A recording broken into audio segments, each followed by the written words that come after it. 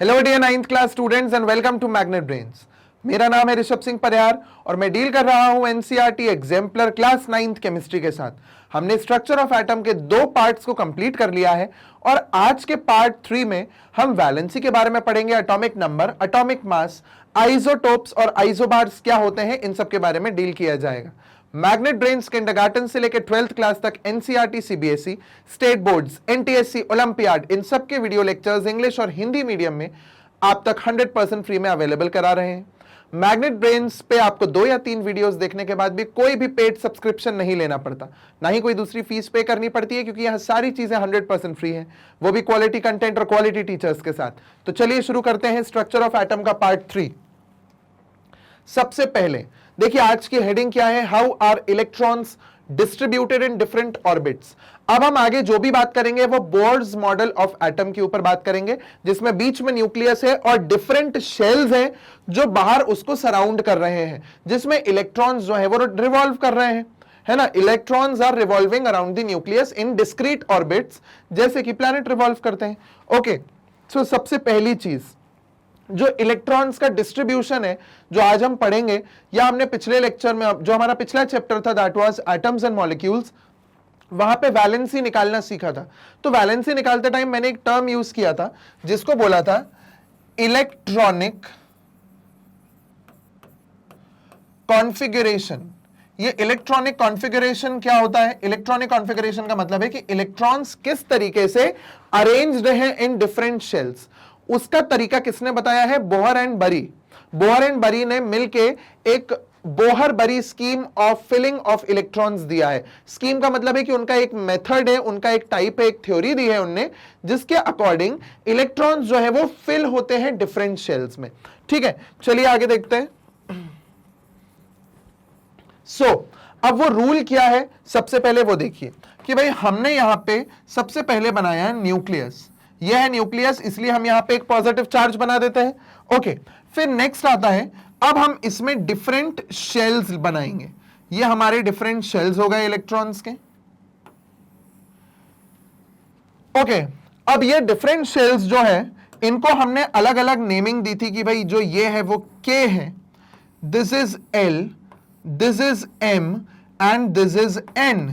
Okay, और K को हमने नंबर भी दिया था, जो नंबर ऑफ शेल्स थे वो भी दिए थे, N is equals to 1 2 3 4 and so on. तो इसका N इज इक्वल्स टू 1 है, इसका N 2 है, इसका नंबर 3 है और इसका नंबर है 4। ओके, अब बोहर और बरी के अकॉर्डिंग उनने जो सिस्टम दिया है वो फॉर्मूला आता है 2n स्क्वायर। 2n स्क्वायर, जैसे कि फॉर एग्जाम्पल, अब एग्जाम्पल के तौर पे क्या हम एक्चुअली में ही K, L, M और N शेल्स ले लेते हैं। ठीक है, ध्यान से देखिए कि K, L, M, N shells हमने ले लिए हैं। अब K शेल जो है इसके लिए N जो है वो 1 है, तो हम N की जगह एक बार 1 डाल देंगे, तो ये हो जाएगा 2, 1 का स्क्वायर इज इक्वल्स टू 1 1 जा 1, 1 2 जा 2। 2 इलेक्ट्रॉन हमारे K शेल में प्रेजेंट होते हैं।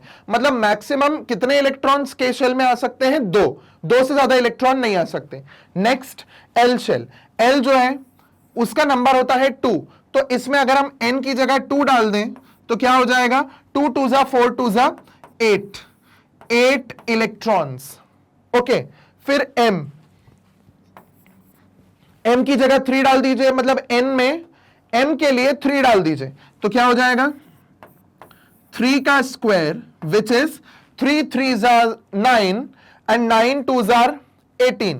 तो यहां पे हमारा हो जाएगा 18 इलेक्ट्रॉन्स। एंड लास्ट है N, जिसका N है 4। सो 2 इंटू 4 का स्क्वायर दैट इज 4 4 जा 16, 2 जा 32 इलेक्ट्रॉन्स। तो कितना हो गया? 2 8 18 32। ये ऑर्डर आ गया कि मैक्सिमम K शेल में 2 इलेक्ट्रॉन, L शेल में 8 इलेक्ट्रॉन, M शेल में 18 और N शेल में 32 इलेक्ट्रॉन्स आ सकते हैं। ये मैक्सिमम इलेक्ट्रॉन्स है, इतने आ सकते हैं, इससे कम हो सकते हैं बट इससे ज्यादा नहीं हो सकते। ओके, चलिए अब आगे देखिए, ये बोहर बरी स्कीम है, जो यहां पे थोड़ा सा हम पहले कंटेंट देखते हैं, उसके बाद आगे बढ़ेंगे। The distribution of electrons into different orbits of an atom was suggested by Bohr and बरी। The following rules are followed for writing the number of electrons in different energy levels or shells. इनको अलग अलग energy levels या shells बोला जाता है. इसमें कितने कितने इलेक्ट्रॉन्स आएंगे ये एक्सप्लेनेशन पूरा अब हमें दिया जा रहा है. देखिए, the maximum number of electrons present in a shell is given by the formula 2n square, where n is the orbit number और energy level index, that is 1 2 3. अब ये चीज हमने अभी डिस्कस करी कि n जो है वो 1 2 3 4 हो सकता है depending upon the number of shell. ये 1 है, ये 2 है, ये 3 है, ये 4 है. इस तरीके से अलग अलग शेल्स के बेसिस पे हम यहाँ पे n की जगह अलग अलग नंबर्स डालते हैं. Hence the maximum number of electrons in the different shells are as follows. और as follows में ये हमारे वो शेल्स में अलग अलग नंबर ऑफ इलेक्ट्रॉन्स हैं. ठीक है, सो के शेल में 2, एल में 8, एम में 18 और एन में 32 इलेक्ट्रॉन. ठीक है, चलिए आगे बढ़ते हैं. नया statement, the maximum number of electrons that can be accommodated in the outermost orbit is 8. अब यहां थोड़ी सी सोचने वाली चीज है कि भले ही पहले शेल में 2, फिर 8, फिर 18 और फिर 32 का सिस्टम है, पर याद रखना हमेशा कि जो भी आउटर मोस्ट शेल हो, अब आउटर मोस्ट ये हो या ये हो, ये एक एक्सेप्शन है. अगर ये आउटर मोस्ट होगा तो इसमें मैक्सिमम 2 इलेक्ट्रॉन आ सकते हैं, उससे ज्यादा नहीं आ सकते. इसमें 8 आ सकते हैं, उससे ज्यादा नहीं आ सकते. अब अगर मेरा थर्ड शेल समझ लीजिए कि आखिरी शेल है, तो आ तो उसमें 18 सकते हैं, पर एक रूल है जिसे हम लोग बोलते हैं ऑक्टेट रूल. उसको हम लोग बोलते हैं ऑक्टेट रूल, जिसका मतलब है कि outer most shell would always have 8 electrons and not more than that. तो आउटर मोस्ट शेल चाहे ये हो या ये हो, अगर ये आउटर मोस्ट है तो इसमें 8 इलेक्ट्रॉन आ सकते हैं, उससे ज्यादा नहीं आएंगे. भले ही 32 की कैपेसिटी है, मगर आउटर मोस्ट शेल में सिर्फ और सिर्फ 8 आ सकते हैं, उससे ज्यादा नहीं आ सकते. इसको अपने दिमाग में अच्छे से बैठा लीजिए. Except the inner most shell. अब ये इनर शेल का भी समझ लो, इतने हैं ही नहीं हमारे पास. हीलियम की बात हो रही है, चलो तो हीलियम की बात अगर हो रही है तो हीलियम में तो मैक्सिमम 2 इलेक्ट्रॉन आ सकते हैं, उससे ज्यादा आ नहीं सकते, क्योंकि जो सबसे पहला शेल है उसमें 2 इलेक्ट्रॉन से ज्यादा नहीं आ सकते. Okay, and outer most shell में 8 इलेक्ट्रॉन. अब वो आउटर मोस्ट ये हो या फिर ये हो. ठीक है, चलिए आगे. The maximum number of electrons that can be accommodated in the outermost shell is 8. ये एक स्टार पॉइंट लगा लीजिए, इंपॉर्टेंट पॉइंट है. ये ऑक्टेट रूल है. Electrons are not accommodated in a given shell unless the inner shells are filled. अब एक ये बहुत अच्छा पॉइंट है, वैसे इसके बारे में आप थोड़ा सा 11th में भी पढ़ेंगे कि जब तक अंदर के शेल नहीं भर गए हो, बाहर के शेल में इलेक्ट्रॉन्स नहीं भरते. जैसे कि अगर मैं बोलूं यहां पे 2 8 ऐसा हो रहा है ना, या थोड़ा सा इसमें एक चेंज लाते हैं. मैं अगर बोलूं कि ऐसी फिलिंग हो जाए तो ऐसी फिलिंग नहीं होगी, है ना. और इसके बाद भी समझ लो एक शेल है, तो ऐसी फिलिंग नहीं होगी कभी भी. पहले इसे भरना होगा पूरा, और इसमें मैक्सिमम कितने आ रहे हैं, 8 इलेक्ट्रॉन. जब तक ये पूरा नहीं भर जाएगा, जब तक इसमें इलेक्ट्रॉन्स नहीं जाएंगे. ठीक है, इनर शेल को भरना जरूरी है, आउटर शेल उसके बाद ही भरेगा. ओके, ये स्टेटमेंट हमारा यही बोलता है. That is the shells are filled in a step wise manner. सबसे पहले 2, फिर 8, फिर उसके बाद जितने भी आ रहे हो इलेक्ट्रॉन्स वो बाद में. अगर बहुत सारे इलेक्ट्रॉन हो तो फिर 18, फिर 32, फिर आगे. ठीक है, चलिए आगे बढ़ते हैं हम. अब यह है एक स्कीमेटिक डायग्राम. यहां पे सारे एटम्स के हैं ना, उनने जितने भी एलिमेंट्स हैं उनके एटम्स में इलेक्ट्रॉनिक डिस्ट्रीब्यूशन दिखाया हुआ है. जैसे सबसे पहली अगर हम बात करें, दिस इज हाइड्रोजन. हाइड्रोजन में अंदर न्यूक्लियस होता है, बाहर एक ही इलेक्ट्रॉन होता है, तो उसमें 1 इलेक्ट्रॉन आ गया. अगर वहीं हम हीलियम की बात करें तो हीलियम में देखिए बीच में न्यूक्लियस है और आउटर मोस्ट शेल में 2 ही इलेक्ट्रॉन्स है, क्योंकि 2 मैक्सिमम हो सकते हैं पहले वाले शेल में. अब तीसरे वाले में देखो, हीलियम के बाद लिथियम में 2 इलेक्ट्रॉन्स के बाद जो तीसरा इलेक्ट्रॉन है वो बाहर चला गया आउटर शेल में. Then go for fourth, beryllium में क्या हो रहा है, 2 इलेक्ट्रॉन अंदर है और बाकी के 2 बाहर हैं. फिर उसके बाद बोरॉन में 2 अंदर और 3 बाहर. अब ऐसे ही आप देखते जाओ, कार्बन में 2 अंदर 4 बाहर, फिर 5 बाहर, फिर 6, फिर 7, और अब यहां नियॉन को अगर आप देखोगे तो इसमें 2 अंदर है और 8 बाहर है. अब सेकेंड शेल में 8 से ज्यादा इलेक्ट्रॉन्स तो आ नहीं सकते, तो यहां 8 इलेक्ट्रॉन्स मतलब भर गए. ठीक है, हो गया पूरा. अब जो अगला इलेक्ट्रॉन आएगा वो तीसरे शेल में जाएगा, देखिए सोडियम में. सो 2, फिर 8 और फिर 1.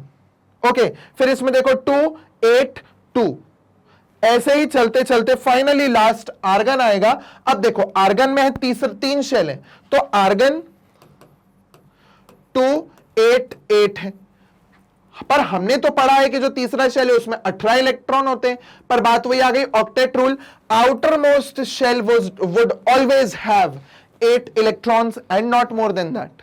सो वही सेम चीज यहां हो रही है कि भाई 2 फिर 8 इलेक्ट्रॉन और फिर 8 इलेक्ट्रॉन। अब अगर हम बात करेंगे ना आर्गन से आगे जो हमारा पोटेशियम कैल्शियम है, सो पोटेशियम कैल्शियम के लिए आप देखिए, this is nucleus,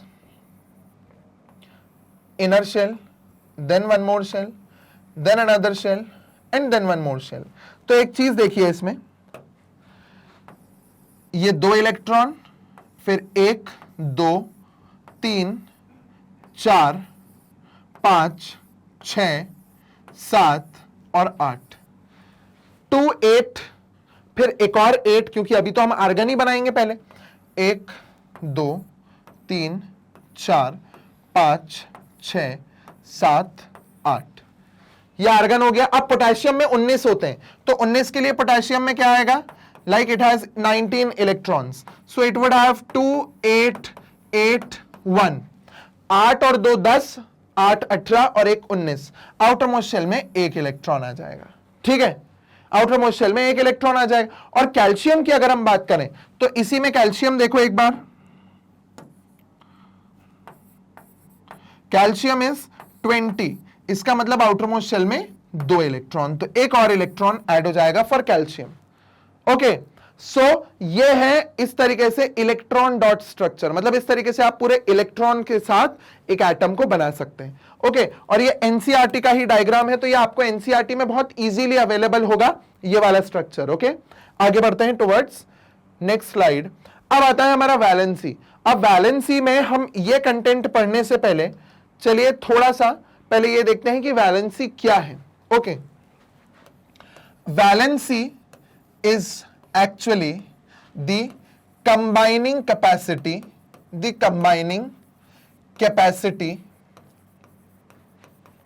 of an atom. एक एटम की कंबाइनिंग कैपेसिटी है। कंबाइनिंग कैपेसिटी का मतलब कितने बॉन्ड बनाएगा, कितने इलेक्ट्रॉन लेगा, कितने इलेक्ट्रॉन देगा या कितने इलेक्ट्रॉन शेयर करेगा। एक और पॉइंट्स में हम वैलेंसी को बता सकते हैं, it denotes the number of electrons an atom can donate, gain और शेयर।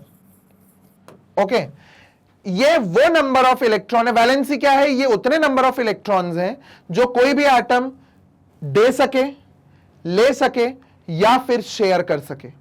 इन्हें हम लोग बोलते हैं वैलेंसी, कि भाई कोई भी एटम कितने इलेक्ट्रॉन दे सकता है, कितने इलेक्ट्रॉन ले सकता है या कितने इलेक्ट्रॉन शेयर कर सकता है, दोनों तरफ से म्यूचुअल शेयरिंग है ना। So that is known as valency. अब वैलेंसी कैसे पता चलती है, आउटर मोस्ट शेल के इलेक्ट्रॉन्स को देख के। देखिए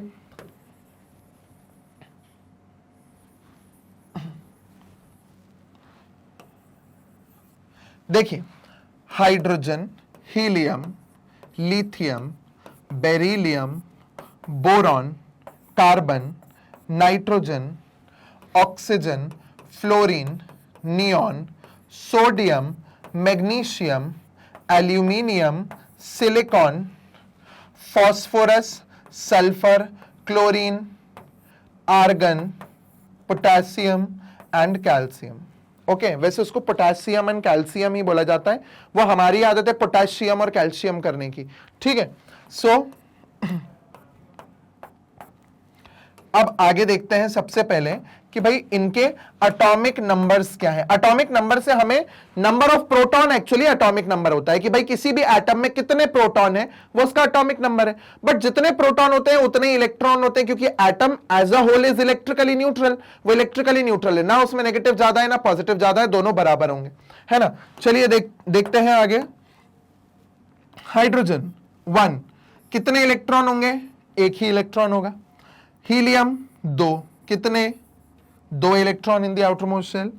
ये इसका 3 है, ये हो जाएगा 2,1, ये है 4 5 6 7, अब देखिए 2,2, 2,3, 2,4, 2,5, फिर ये हो जाएगा हमारा 8, 9, 10, 11, 12, 13 और 14,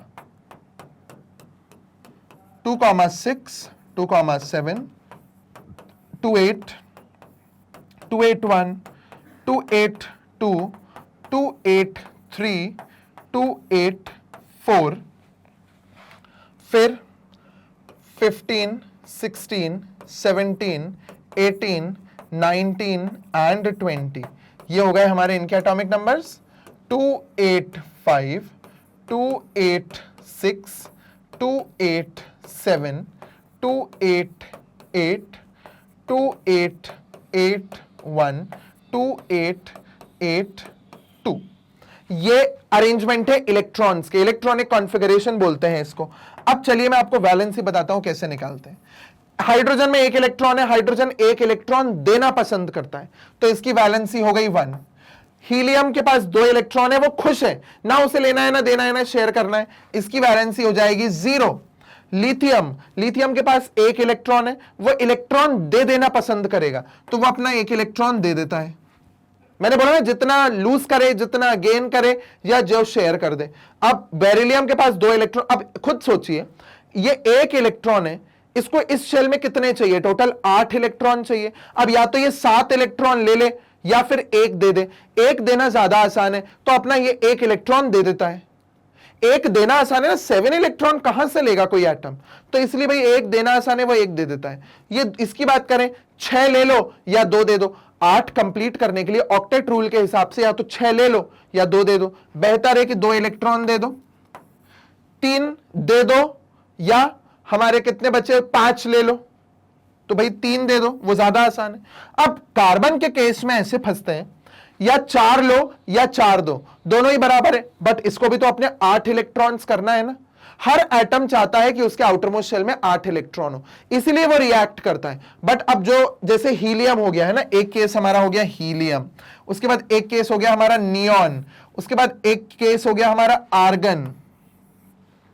ये ऐसे केसेस हैं जिनके आउटर मोस्ट शेल पूरी पूरी तरीके से भरे हुए हैं, ये खुश है, इन्हें कुछ नहीं चाहिए, तो ना ये गेन करते हैं ना लूज करते हैं ना शेयर करते हैं। ये बोलते हैं भाई हमें कुछ नहीं करना, 0 वैलेंसी, इन्हें भी कुछ नहीं करना, इनकी वैलेंसी 0। तो ये 0 वैलेंसी वाले इस तरीके से बैठ जाते हैं कि रिएक्ट ही नहीं करते, तो वो नॉन रिएक्टिव, इन्हें नोबल गैसेस बोला जाता है क्योंकि ये रिएक्ट ही नहीं करते। अब हम बात कर रहे हैं कार्बन की, तो कार्बन 4 दे या 4 ले, क्योंकि स्टेबल तो इसको भी होना है ना। तो ये बोलता है ना 4 दे सकते हैं ना 4 ले सकते हैं, भाई शेयरिंग कर लो, तो ये 4 इलेक्ट्रॉन्स की शेयरिंग कर लेता है, क्योंकि 4 और मिल जाएंगे तो 8 हो जाएंगे, स्टेबल हो जाएगा। अब नेक्स्ट आता है सोडियम, और सॉरी नाइट्रोजन। नाइट्रोजन का 2, 5। अब 5 को 8 बनाने के लिए या तो 3 ले लो या 5 दे दो, तो अब ये 3 इलेक्ट्रॉन ले लेगा, 5 देने की इतनी एनर्जी नहीं है इसमें, तो ये 3 इलेक्ट्रॉन ले लेगा। फिर उसके बाद देखो ये 2 इलेक्ट्रॉन ले लेगा, ये 1 इलेक्ट्रॉन ले लेगा, ये 0, ये 1 इलेक्ट्रॉन देना पसंद करेंगे, ये 2 इलेक्ट्रॉन देना, ये 3 इलेक्ट्रॉन देना। फिर वही सेम कंडीशन आ गई, अपना दे सकते हैं ना ले सकते हैं, शेयरिंग कर सकते हैं, तो यहां 4 लिख दो। फिर उसके बाद नेक्स्ट फास्फोरस, फास्फोरस के केस में 5 दे दो या 3 ले लो, 3 लेना आसान, इसमें 2 लेना आसान, इसको 1 लेना आसान। ओके,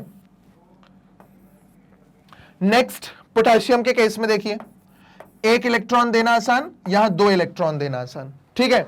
सो इतने इतने इलेक्ट्रॉन वो दे सकते हैं, ये उनका टेंडेंसी है, क्योंकि आउटर मोस्ट शेल में 2 है, वो बोलेगा भाई 2 इलेक्ट्रॉन लेके मुझे तो ये इस वाले 8 के साथ स्टेबल हो जाना है ना। सो ये उनकी पूरी वैलेंसीज है। इस तरीके से वैलेंसी आप निकाल सकते हो। अगर आपको कोई एलिमेंट बता दे तो आपको एटॉमिक नंबर याद है, अगर कोई एटॉमिक नंबर बता दे तो आपको एलिमेंट याद होना चाहिए। आप बस उसका इलेक्ट्रॉनिक कॉन्फ़िगरेशन लिखो और ये देख लो कि कम इलेक्ट्रॉन लेना है या कम देना है, जो करना है वो कर लेगा। और 4 है तो कुछ नहीं हो सकता, शेयरिंग हो सकती है, वो उसकी वैलेंसी हो जाएगी, ठीक है। So this is the combining capacity of atom, या फिर it denotes, valency denotes the number of electron lost और गेन्ड और शेयर्ड, ठीक है। इसके साथ हमारा वैलेंसी कंप्लीट होता है।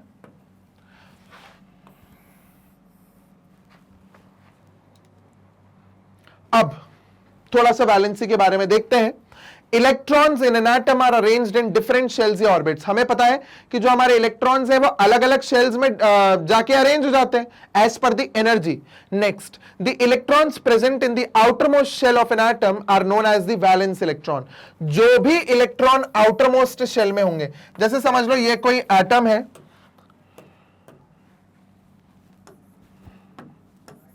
देखिए ये उसका न्यूक्लियस है और ये उसके शेल हैं, 1 और 2। अब ये कोई एक एटम है, इसका आउटर शेल कौन सा है? ये वाला शेल आउटर शेल है, तो इसको हम लोग नाम देंगे, पहली चीज तो इसको बोलेंगे वैलेंस शेल, इसको बोलेंगे वैलेंस शेल। अब इस शेल में जितने भी इलेक्ट्रॉन हो, चाहे 2 हो, 3 हो, 4 हो, 5 हो, हमें उससे मतलब नहीं है, हमें बस यह है कि उसे नाम देना है। तो इन इलेक्ट्रॉन्स को नाम दिया जाता है वैलेंस इलेक्ट्रॉन्स। ओके, इनको नाम दिया जाता है वैलेंस इलेक्ट्रॉन्स, इन्हें बोला जाता है, या आउटर मोस्ट शेल को बोला जाता है वैलेंस शेल। और इन्हीं इलेक्ट्रॉन्स के कारण तो वो गेनिंग लूजिंग वाली कैपेसिटी होती है, tendency to gain electron, tendency to lose electron, tendency to share electron, वो किसके कारण हो रही है? आउटर मोस्ट शेल के इलेक्ट्रॉन्स के कारण ही तो हो रही है, उसको बोलते हैं वैलेंसी, कंबाइनिंग कैपेसिटी।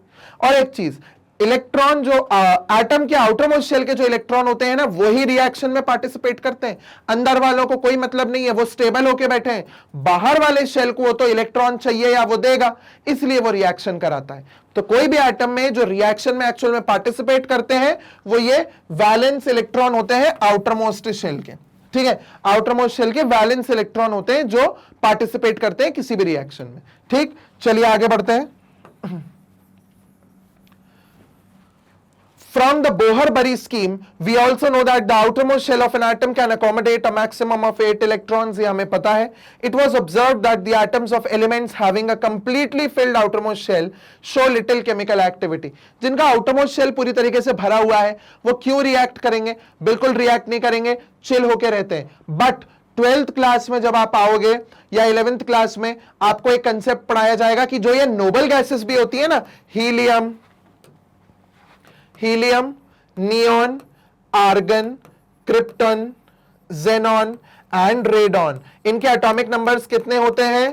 2, 10, 18, 36, 54 एंड 86। ये एटॉमिक नंबर वाली नोबल गैसेस जिनके आउटरमोस्ट शेल भरे हुए हैं पूरी तरीके से, ये भी रिएक्ट कर जाती हैं। ऊपर वाली तो नहीं करती, ये जेनॉन कर लेता है। जेनॉन कंपाउंड्स आपको मिलेंगे, नोबल गैस कंपाउंड्स आप पढ़ेंगे कभी अपनी आगे की क्लासेस में, उस टाइम पे इसके बारे में और डिस्कस करिएगा। बट ये याद रखिएगा कि मैंने आपको यहां बता दिया है, वरना यहां तो ये पढ़ लो अच्छे से कि नोबल गैसेस बिल्कुल रिएक्ट नहीं करते, और जब 11th 12th में पहुंचेंगे तो ये बोलेंगे कि हमको सर ने ऐसा बताया था कि ये रिएक्ट नहीं करते मगर इनका रिएक्शन देखने के लिए मिल रहा है। तो आपको मैं एक चीज अभी फिर से रिमाइंड करा दूं कि ये जेनॉन के कंपाउंड्स आप आगे पढ़ेंगे, इतना बड़ा साइज होता है कि वो रिएक्ट कर जाता है छोटे मोटे इलेक्ट्रोनेगेटिव एलिमेंट्स के साथ, फ्लोरीन के साथ कर लेता है, ऑक्सीजन के साथ कर लेता है। बड़ी बड़ी टर्म्स है मगर 10th में आपको आ जाएंगी, 10th 11th 12th में आपको ये टर्म्स भी आएंगी। सो टेंशन ना लें, बस ये याद ध्यान रखें कि ये नोबल गैसेस हैं and they do not react. और फिर एक छोटा सा स्टार लगा दें, टर्म्स एंड कंडीशंस अप्लाइड, जो कि आप हायर क्लासेस में पढ़ेंगे। ओके, चलिए आगे बढ़ते हैं।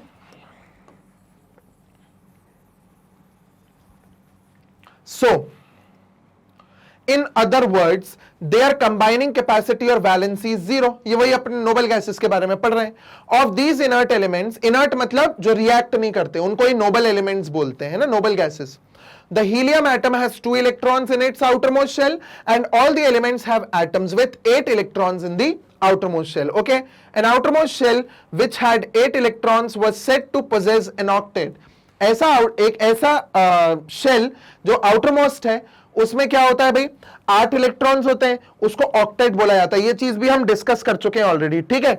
Next, atoms react to achieve an octet in the outermost shell. This is done by sharing और गेनिंग और लूजिंग इलेक्ट्रॉन, या तो शेयर कर लो या गेन कर लो या लूज कर लो, इससे आप वो ऑक्टेट को अटेन कर सकते हो। The number of electrons gained, lost और shared so as to make the octet of electrons in the outermost shell gives us directly the combining capacity of the element। और हमारी combining capacity क्या है? Valency. वही valency है उस paragraph में वही समझाया, ये एनसीईआरटी के पॉइंट्स हैं पूरे। एनसीईआरटी को बहुत अच्छे तरीके से हम लोग थरोली पढ़ रहे हैं अभी, आप ऐसा समझ सकते हैं। Therefore an atom of each element has a definite combining capacity called its valency, उसे वैलेंसी बोला जाता है। क्लियर? चलिए आगे बढ़ते हैं। हमने डिस्कशन कर लिया था इस स्लाइड पे आगे। अब आता है एक नया concept, that is atomic number. चलिए देखते हैं एटॉमिक नंबर क्या होता है। The protons are present in the nucleus of an atom. जो प्रोटॉन्स होते हैं वो कहां प्रेजेंट होते हैं? एटम के न्यूक्लियस में। चलिए देखते हैं फिर next point, the atomic number is defined as the total number of protons present in the nucleus of an atom. ये मैंने आपको पहले भी बताया है कि जो न्यूक्लियस में प्रोटॉन्स प्रेजेंट होते हैं, जितने भी प्रोटॉन्स होंगे एक्चुअल में वो किसी एटम एलिमेंट का एटॉमिक नंबर होता है। एटॉमिक नंबर को हम इलेक्ट्रॉन्स में क्यों नहीं मानते? क्योंकि इलेक्ट्रॉन का क्या है ना, gaining of electron, losing of electron, sharing of electron, ये चलता रहता है। इस कारण से हम लोग एटॉमिक नंबर को इलेक्ट्रॉन से रिलेट नहीं करते, क्योंकि इलेक्ट्रॉन चला गया तो कल को तो बेचारे एलिमेंट का एटॉमिक नंबर ही बदल जाएगा। इसीलिए we have protons as the atomic number of any element. Okay, so जितने प्रोटॉन होंगे उतना एटॉमिक नंबर होगा। अब जैसे कि बात कर लो आप हाइड्रोजन की, तो हाइड्रोजन के पास एक प्रोटॉन है, उसका एटॉमिक नंबर 1 है। ऑक्सीजन की मान लो उसके पास 8 प्रोटॉन है, उसका एटॉमिक नंबर 8 होता है।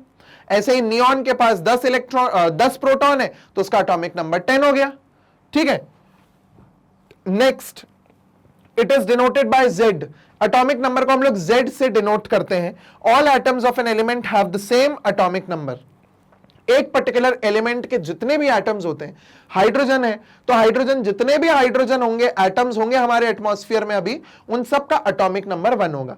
एक एटॉमिक नंबर एक ही एलिमेंट का होता है, दो एलिमेंट्स का एटॉमिक नंबर सेम नहीं हो सकता कभी भी, अलग अलग एटॉमिक नंबर्स होते हैं। Okay, elements are defined by the number of protons they possess। Element को आप कैसे डिफाइन कर सकते हो कि कितने प्रोटॉन उसमें प्रेजेंट है। नाइट्रोजन, नाइट्रोजन में कितने प्रोटॉन है? 7 प्रोटॉन है, उसका एटॉमिक नंबर 7 हो गया। ठीक है, अब 7 प्रोटॉन है, 7 इलेक्ट्रॉन होंगे, इलेक्ट्रॉन 7 है तो 2,5 उसका इलेक्ट्रॉनिक कॉन्फ़िगरेशन हो गया, वैलेंसी हो गई 3। देखो एक ही चीज से कितनी सारी चीजें लिंक्ड है। Okay, for hydrogen Z is equals to 1 because in hydrogen atom only one proton is present in the nucleus. Similarly for carbon Z is equals to 6. Explain कर चुके हैं ये चीज आपको। ठीक है, चलिए आगे बढ़ते हैं। अब आता है नेक्स्ट मास नंबर। ओके, अब आती है बात मास नंबर की। Mass of an atom is practically due to the protons and neutrons alone, these are present in the nucleus of an atom. ये मैंने आपको समझाया भी है पहले पिछले लेक्चर में कि जो मास होता है ना किसी भी एटम का, वो किसके कारण होता है? उसके number of protons plus number of neutrons. जितने भी टोटल नंबर ऑफ प्रोटॉन है वो और जितने भी टोटल नंबर ऑफ न्यूट्रॉन है वो, उन दोनों को आप ऐड कर दो, आपको उस पर्टिकुलर एलिमेंट का, एटम का मास मिल जाएगा। ठीक है, like for example if we talk about oxygen, oxygen के मास की बात करें तो ऑक्सीजन में कितने? 8 प्रोटॉन होते हैं और 8 न्यूट्रॉन होते हैं, उसका मास हो गया 16। ओके, 8 प्रोटॉन और 8 न्यूट्रॉन। इलेक्ट्रॉन्स की हमें बिल्कुल नहीं पूछना है, इलेक्ट्रॉन्स का मास नेग्लिजिबल होता है, उसे भूल जाइए। ठीक है, ये 16 हो गया ऑक्सीजन का मास। आगे हम U लगा देते हैं ताकि हमारे नंबर ना कटे।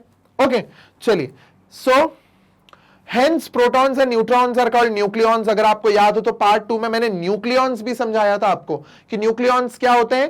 प्रोटॉन और न्यूट्रॉन्स को साथ में बोला जाता है न्यूक्लियॉन्स। ओके, फिर next, therefore the mass of an atom resides in the nucleus। ये भी आपको पिछले लेक्चर में जब मैं स्ट्रक्चर ऑफ एटम समझा रहा था तब बताया था कि जो पूरा मास होता है एक एटम का वो उसके न्यूक्लियस में प्रेजेंट होता है, क्योंकि न्यूक्लियस में प्रोटॉन है, न्यूक्लियस में न्यूट्रॉन है। प्रोटॉन न्यूट्रॉन जब दोनों ही न्यूक्लियस में है, बाहर तो सिर्फ इलेक्ट्रॉन घूम रहे हैं नाम के, है ना, और नाम के इतने भी नाम के नहीं है वो, उनका चार्ज बहुत इंपॉर्टेंस रखता है बट मास नेग्लिजिबल है। ओके, आगे for example mass of carbon is 12 because it has 6 protons and 6 neutrons. हमने उसकी जगह ऑक्सीजन का एग्जाम्पल लेके समझ लिया है। ठीक है, चलिए आगे बढ़ते हैं। The mass of aluminium is 27। अब एक चीज और, एल्यूमिनियम का भी मास दिया हुआ है, उसके पास 13 प्रोटॉन और 14 न्यूट्रॉन है। जरूरी नहीं है कि जितने प्रोटॉन होंगे उतने ही न्यूट्रॉन होंगे, नंबर बदल भी सकता है। ठीक है, अगर 13 प्रोटॉन है तो 14 न्यूट्रॉन है, ऐसा हो जाता है। 13 प्रोटॉन है तो 13 न्यूट्रॉन है, ऐसी चीजें हो जाती हैं। कभी प्रोटॉन के एग्जैक्ट सेम होते हैं न्यूट्रॉन, या फिर प्रोटॉन और न्यूट्रॉन का नंबर अलग अलग होता है। Okay, so the mass of aluminium is 27 just because कि 13 प्रोटॉन और 14 न्यूट्रॉन है उसमें। ठीक, चलिए आगे बढ़ते हैं। अब the mass number is defined as the sum of the total number of protons and neutrons present in the nucleus of an atom. In the notation for an atom, the atomic number, mass number and symbol of the element are to be written as. इस तरीके से लिखा जाता है, ठीक है। जैसे कि अगर आप मास नंबर की बात कर रहे हो तो मास नंबर ऊपर और एटॉमिक नंबर नीचे लिखा जाता है हमेशा। और एक चीज, मास नंबर को हम लोग है ना ए से डिनोट करते हैं, जैसे कि एटॉमिक नंबर को जेड से डिनोट करते हैं ना, वैसे मास नंबर को ए से डिनोट करते हैं। सो सिंबल ऑफ एलिमेंट, जैसे मैं कार्बन के लिए लिखना चाहता हूं तो कार्बन के लिए मैं सी लिखूंगा, उसका एटॉमिक नंबर नीचे लिखूंगा 6 और एटॉमिक मास जो मास नंबर है वो हो जाएगा 12, वो ऊपर, इस तरीके से। इसी तरीके से अगर ऑक्सीजन के लिए लिखना है तो ऑक्सीजन का एटॉमिक नंबर होता है 8 और उसका मास नंबर होता है 16। ऑक्सीजन को इस तरीके से लिखो। तो ये तरीका है लिखने का जिसमें आप नीचे की तरफ, नीचे अगर हम बात करें तो सबस्क्रिप्ट की अगर हम बात करें तो सबस्क्रिप्ट में आप एटॉमिक नंबर लिखते हो और ऊपर सुपरस्क्रिप्ट में आप मास नंबर लिखते हो। इस तरीके से आप लिख सकते हो। हाइड्रोजन की बात कर लें अगर, हमारा फेवरेट जो है, ज्यादा बात होती है हाइड्रोजन की, उसमें एटॉमिक नंबर 1 है, मास नंबर 1 है। आगे हाइड्रोजन एक थोड़ा सा स्पेशल केस है, अभी हम थोड़ी देर में बात करने वाले हैं उसके बारे में। इस तरीके से आप लिख सकते हो। क्लियर? चलिए आगे बढ़ते हैं हम। अब आते हैं आइसोटोप्स।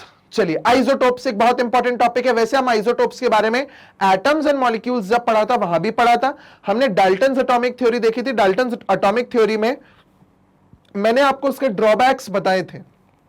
तो ड्रॉबैक्स में, डाल्टन्स एटॉमिक थ्योरी में मैंने थोड़ा सा आइसोटोप्स के बारे में समझाया था।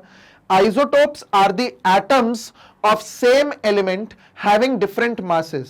मतलब एक ही एलिमेंट के एटम्स हैं ये। हाइड्रोजन की बात कर रहे हो तो हाइड्रोजन के ही एटम्स हैं, बट इनके मास अलग अलग हैं। एटॉमिक नंबर सेम है, हाइड्रोजन है, बट मास अलग अलग है। कैसे? Like for example we have hydrogen, hydrogen, hydrogen, तीनों का एटॉमिक नंबर सेम है 111। एक का मास नंबर 1 है, एक का मास नंबर 2 है और एक का मास नंबर 3 है। ये 3 तरह के हाइड्रोजन हमें नेचर में मिलते हैं, बट सबसे ज्यादा मिलने वाला जो हाइड्रोजन होता है वो ये वाला है, जिसका एटॉमिक नंबर और मास नंबर 1 है। बार बार एटॉमिक नंबर बोलने की जरूरत नहीं है, एटॉमिक नंबर सभी के 1 है, मास चेंज हो रहा है। ऐसे एटम्स को हम लोग आइसोटोप्स बोलते हैं। So isotopes are the atoms of the same element having different masses.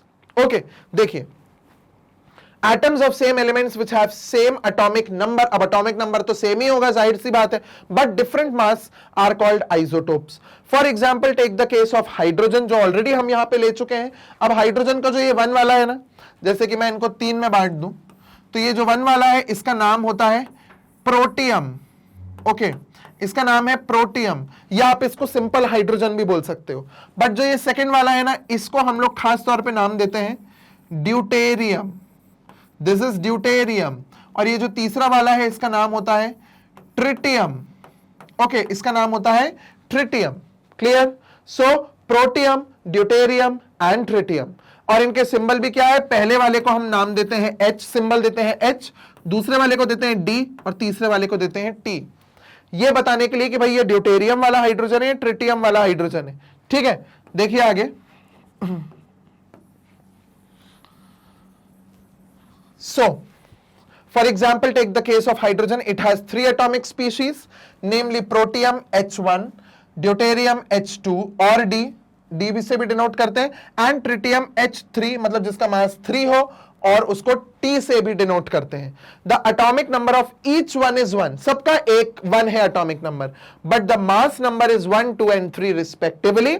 Other such examples are, अब कुछ और एग्जाम्पल्स दिए हुए हैं। कार्बन 12 और कार्बन 14, ये भी आइसोटोप्स हैं, है दोनों ही कार्बन, बट एक का मास 12 है, एक का मास 14 है।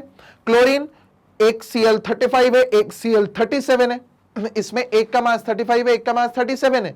It's as simple as that. और इन्हें आइसोटोप्स ऑफ क्लोरीन, इन्हें आइसोटोप्स ऑफ कार्बन और इन्हें आइसोटोप्स ऑफ हाइड्रोजन बोला जाता है। ऐसे सिर्फ 3 ही नहीं, बहुत सारे हैं पीरियोडिक टेबल में ऐसे एलिमेंट्स जिनके आइसोटोप्स नेचर में मिलते हैं।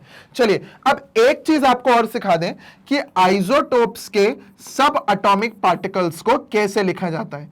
This is H1, H2 and H3। देखिए,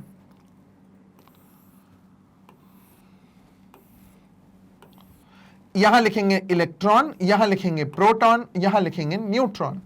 सबसे पहली चीज, इस हाइड्रोजन का मास है 1 एटॉमिक नंबर 1 है, पहले एक काम करते हैं, सब में हम प्रोटॉन को 1 लिख देते हैं, सब में प्रोटॉन को 1 लिख दें, क्योंकि भाई सबके एटॉमिक नंबर 1 है और atomic number is equal to number of proton. अब इलेक्ट्रॉन, अब अगर प्रोटॉन 1 है तो इलेक्ट्रॉन भी 1 ही होगा ना, तो सीधे सीधे आप यहां पे 1 लिख दो, क्योंकि atom as a whole is electrically neutral, इसका मतलब एटम पे कोई चार्ज नहीं होता। ये हो गए 1 1। अब न्यूट्रॉन की बात करें तो देखो, हाइड्रोजन में ऑलरेडी उसका मास है 1 और उसके पास प्रोटॉन ऑलरेडी 1 है। अब अगर एक न्यूट्रॉन भी आ जाएगा तो मास 1 तो रह नहीं जाएगा, मास 1 रखने के लिए हमारे पास 0 न्यूट्रॉन होने चाहिए, तो हाइड्रोजन में 0 न्यूट्रॉन होते हैं। अब इसकी बात देखो, 2, एक प्रोटॉन ऑलरेडी है, एक मास हो जाएगा न्यूट्रॉन का, तो एक न्यूट्रॉन यहां मिलता है। और ट्रिटियम की अगर बात करें, हाइड्रोजन 3 मास वाले की, प्रोटॉन तो 1 है, मास है 3, तो एक तो उसमें से प्रोटॉन हो गया, बचे हुए 2 वो क्या हो गए, न्यूट्रॉन। सो ये हमारे 2 न्यूट्रॉन्स। इस तरीके से आप सब एटॉमिक पार्टिकल्स लिख सकते हो हाइड्रोजन के, ठीक है। और हाइड्रोजन के ही नहीं, आप किसी के भी लिख सकते हो। अगर आपको कार्बन दे दिया जाए तो कार्बन के भी लिख सकते हो। देखो करके बताते हैं आपको ये।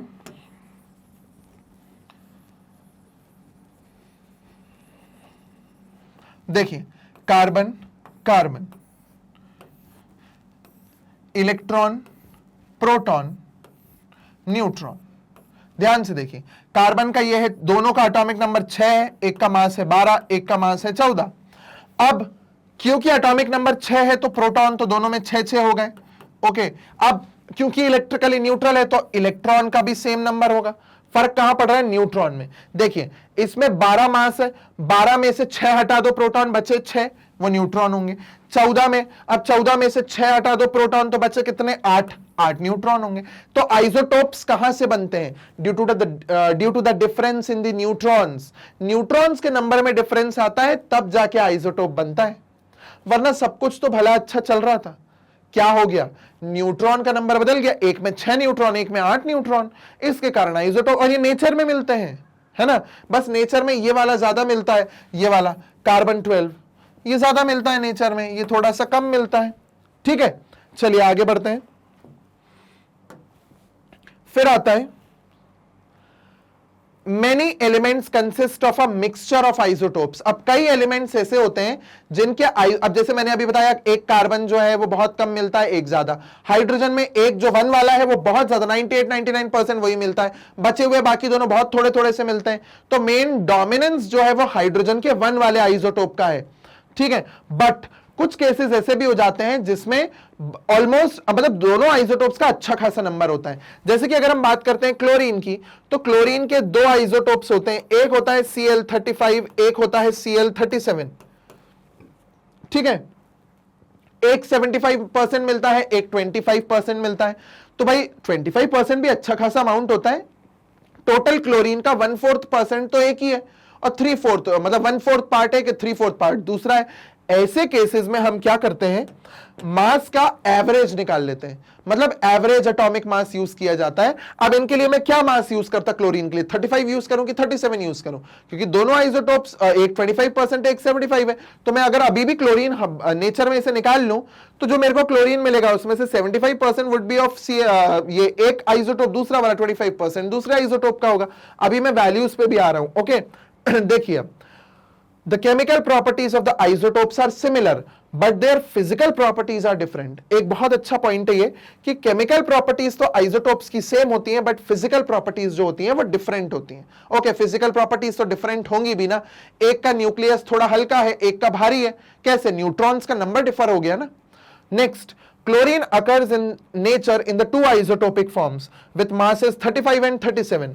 अब मास है एक 35 और एक का है 37, तो एक क्लोरीन 35 मास वाला है, एक का 37 मास है। रेशो देखिए क्या दिया हुआ है, 3:1। इसका मतलब 75% हमें ये मिलता है और 25% हमें 37 मिलता है, ठीक है। 75% नेचर में 35 मास वाला क्लोरीन है और 25% 37 मास वाला क्लोरीन है, ओके। फिर the mass of an atom of any natural element is taken as the average mass of all the naturally occurring atoms of that element। अब हम क्या करते हैं, ऐसे केसेस के लिए हम एवरेज निकाल लेते हैं।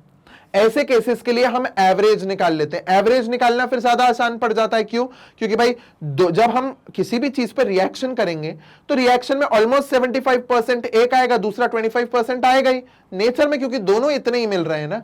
तो ऐसा मान के हम इनका एवरेज एटॉमिक मास निकाल लेते हैं ताकि कोई भी डिस्क्रिपेंसी ना हो, ठीक है। सो if an element has no isotopes, then the mass of its atom would be the same as the sum of the protons and neutrons. अगर उनका कोई भी आइसोटोप नहीं है तो जो उनका मास होगा वो सम ऑफ न्यूट्रॉन्स और प्रोटॉन्स के बराबर होगा। बट अगर आइसोटोप है और अच्छे खासे परसेंटेज में है तो वहां मास में थोड़ा फर्क आ जाता है, ठीक है। तो मास में फर्क आ जाता है। अगर एक बहुत ज्यादा मिल रहा है, बिल्कुल ही 98-99%, दूसरा 1-2% है, तो हम ज्यादा लोड नहीं लेते। हम जो ज्यादा मिलने वाला है उसको एवरेज मान लेते हैं कि भाई ये है। जैसे कार्बन 12, तो कार्बन का मास हमेशा आपने देखा होगा 12 लेके ही हम लोग कोई भी कैलकुलेशन करते हैं। बट क्लोरीन के लिए हम हमेशा लिखते हैं 35.5। अब ये 35.5 कहां से आया? भाई ऐसा तो है नहीं कि 35 प्रोटॉन और न्यूट्रॉन मतलब प्रोटॉन और न्यूट्रॉन ने मिलकर 35 बना दिया और एक जो बचा हुआ था वो आधा था। आधा प्रोटॉन या आधा न्यूट्रॉन तो हो नहीं सकता ना जो ये 0.5 लगा हुआ है। इसका मतलब एवरेज ही निकाला होगा। वही एवरेज हम निकालते हैं। देखिए, if an element occurs in isotopic forms then we have to know the percentage of each isotopic form and then the average mass is calculated. पहले हम परसेंटेज निकाल लें, फिर एवरेज मास को निकाल लेते हैं। The average atomic mass of chlorine atom on the basis of above data is. अब डेटा के ऊपर बेस्ड जो हमारा क्लोरीन का एवरेज मास निकालने का तरीका है वो कैसा है? सिर्फ क्लोरीन का ही नहीं, पहले आप फॉर्मूला देख लो। Mass into percentage upon 100। ये एक isotope plus mass into percentage upon 100 of the other isotope and so on. जितने भी आइसोटोप हो सबके लिए लिखते जाओ। इसका मतलब आप क्या करो, जैसे मैं क्लोरीन की बात कर रहा हूं तो क्लोरीन के एक आइसोटोप है, उसका मास कितना है? उसका मास है 35। ओके, 35 वाला कितना परसेंटेज नेचर में मिलता है? अभी हमने पढ़ा था, it comes out to be 75%। और कितना है उसमें? और अपॉन 100, तो हम अपॉन 100 कर दिए। अब प्लस करो और दूसरे वाले का निकालो। 37 इंटू 25 अपॉन 100, ठीक है, ये हो गया।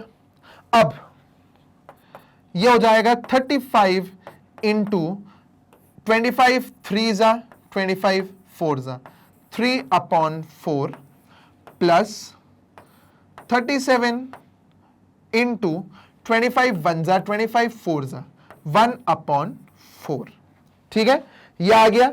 जब आप इसको सॉल्व करोगे, मैथमेटिक्स लगा के आप इसको आराम से सॉल्व कर सकते हो, है ना अपनी।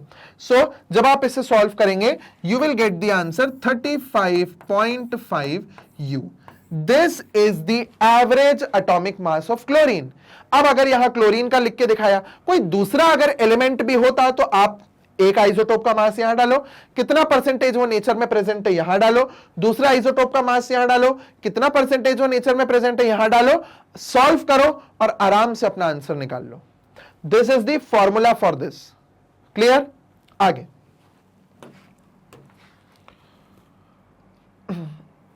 This does not mean that one atom of chlorine has a fractional mass.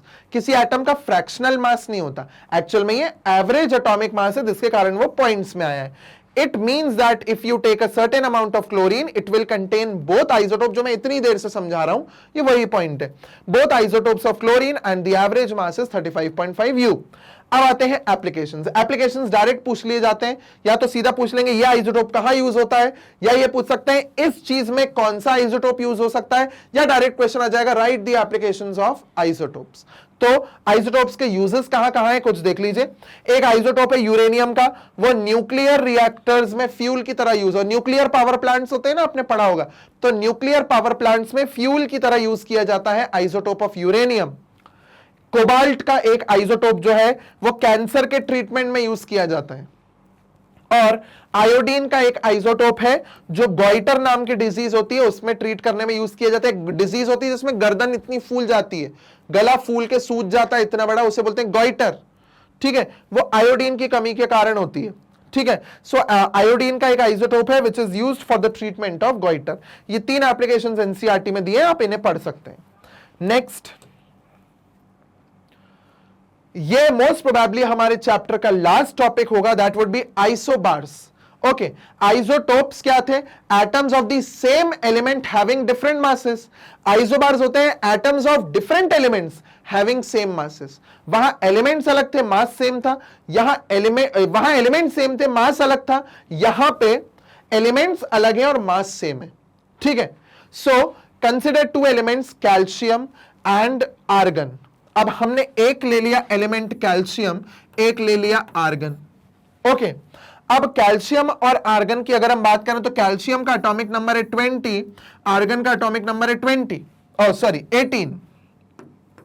Okay, calcium का एटॉमिक नंबर है 20, आर्गन का एटॉमिक नंबर है 18। कैल्शियम का मास है 40, आर्गन का भी मास है 40।